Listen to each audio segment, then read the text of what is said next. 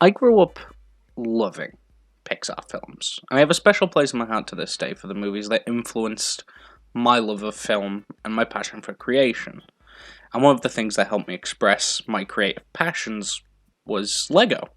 Whether it was real or fake, it was always fun to put together these little bric-a-brac toys. So, it's interesting to me that I completely forgot that this game existed. The LEGO Incredibles was released to coincide with the release of The Incredibles 2. I don't remember any pre-release hype or any sort of trailers for the game, and I completely forgot that it had released until I got it in a Humble Bundle package about a week ago. This had a couple of other LEGO games that tied into films. Before owning it, I honestly thought the only Incredibles games were the tie-ins released when the first film came out. The one that follows that plot and Rise of the Underminer, which is another day's story because that game is wild as fuck. The first thing that stands out when it comes to the LEGO Incredibles is that you don't play it in chronological order. You start with the second film, and you have to beat that entire storyline before you get access to the first movie. And that feels really odd to me, because in a lot of LEGO games, like LEGO Star Wars, typically, you do follow the chronological events of whatever it is you're playing. I know it came out after LEGO Incredibles, but LEGO Skywalker Saga is a great example of that, and I have an entire video planned for that in the future. LEGO Incredibles takes the Marvel approach to LEGO Worlds, because it's this big, open, sprawling cityscape that is Municiberg and New Urban, which are the locations from both of the Incredibles films. And it's very easy to make an open world feel empty. A lot of modern AAA games suffer from a world feeling flat. A lot of repetitive tasks and not a lot of world building to help balance that out. And the LEGO Incredibles isn't different, but it sets itself apart with a unique game mechanic that I've not seen before. I think it might have been in LEGO City Underground, but I don't know for certain, where you get crime waves.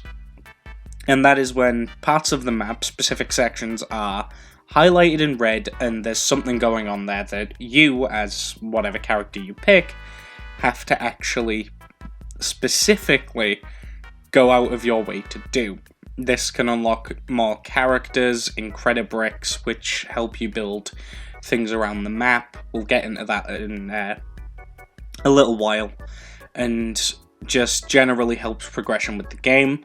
There's some footage that I recorded where I beat Bon Voyage and unlocked him. It's very fun that he speaks entirely in a French voice because he's a Frenchman. It's very interesting, and I quite enjoyed that. And it's interesting that the world is built in the way it is, because in a lot of LEGO games, especially with myself, I find myself overlooking the open world to focus on the storied elements. In LEGO Marvel Super Heroes 2, for example, I would just fly around the overworld to find the next mission, as opposed to taking the time to stop and look around and interact with the world. So having a system that encouraged me to do that and gave me active, immediate reward for it really helped me to stay focused on doing the elements of the gameplay that I probably wouldn't have went out of my way to do otherwise. If you're focusing on the story, though, and you don't want to do any of the extra side content, which I think's a mistake, you're not going to get a lot out of it, because both films only have about 6 levels that are split up into multiple parts. One of the notable experiences I quite enjoyed, because I grew up with the original Incredibles tie-in game, was going back to the first film and how the LEGO game interprets the house fire mission, like the building on fire, when Bob and Lucius go to save the people from the burning building. the original Incredibles game focused more on a beat-em-up aspect and wasn't very puzzle-heavy, and obviously being a LEGO game, it focuses more on the problem-solving puzzle aspect, and it was just neat to kind of think in my own head about the differences between these two versions of the level, because I love Incredibles. I have a huge passion for, those films, and seeing these iconic moments recreated was super interesting to me because, well, it's not really been done outside of the original tie-in games and maybe Disney Infinity. I don't know. I never really got into Disney Infinity. It was never my kind of thing. Don't really enjoy Toys to Life, though I have been meaning to try and give LEGO Dimensions a go. So, I don't have a lot to say about Incredibles 2 as a film or as part of the game, but the game does do a couple of things I really enjoy, such as the new supers, the hidden supers from the second film, getting that little bit more development. You get some interesting dynamics with seeing how the powers of these characters actually work. Void gets a bit of development by working alongside Elastigirl in a few missions, as do Hellectrix and Reflux. Fun fact about Reflux, I haven't fact-checked this, there'll be something on screen to tell me if I'm right.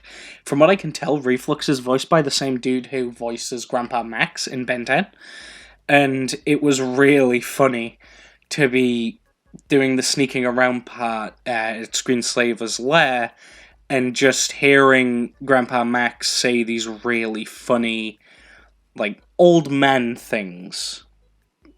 It was very entertaining to see.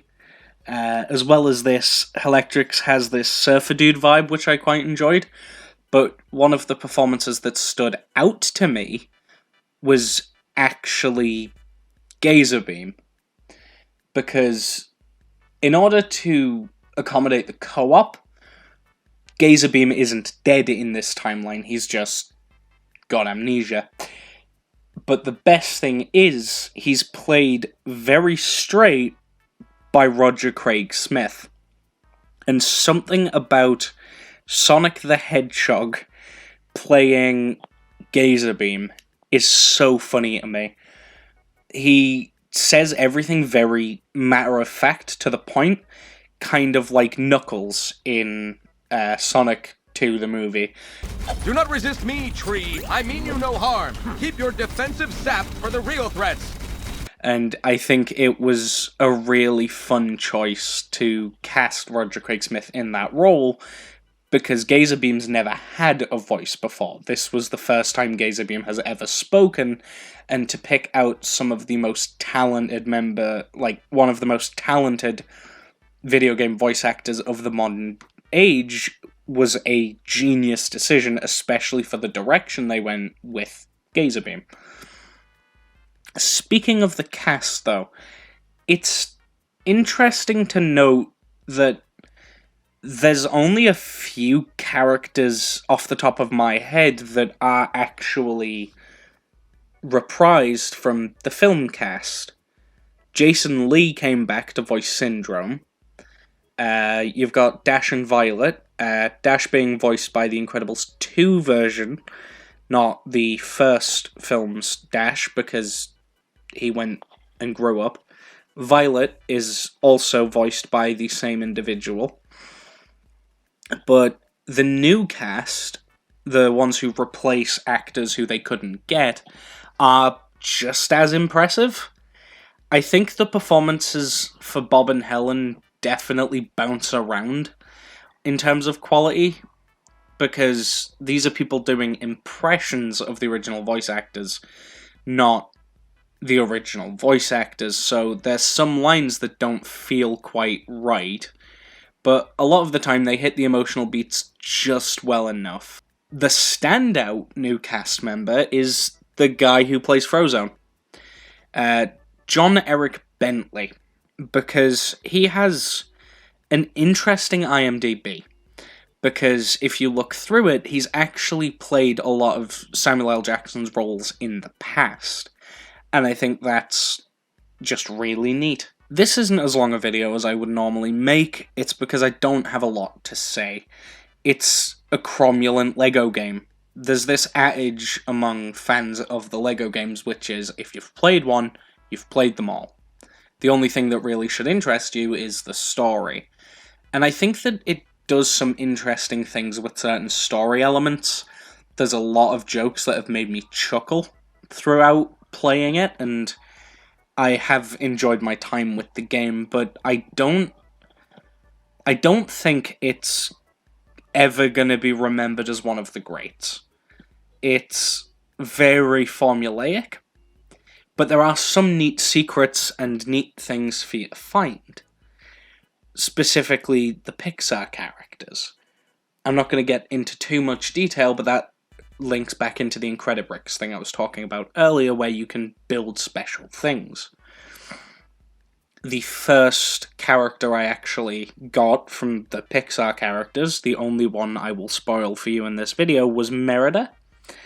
And I thought it was hilarious, because it's Merida.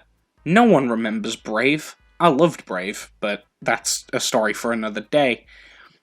Ultimately, I think LEGO Incredibles is an okay game.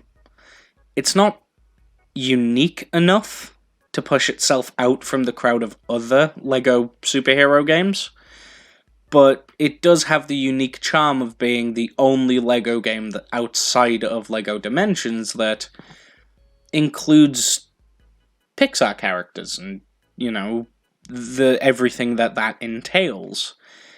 Some standout performances from multiple of the standard replacement voice actors for the games, like Jim Hanks.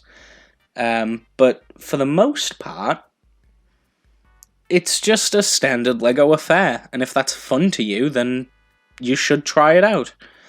I wouldn't pay full price for it, but if you can get it on sale or in a Humble Bundle like I did, it's definitely worth giving a go.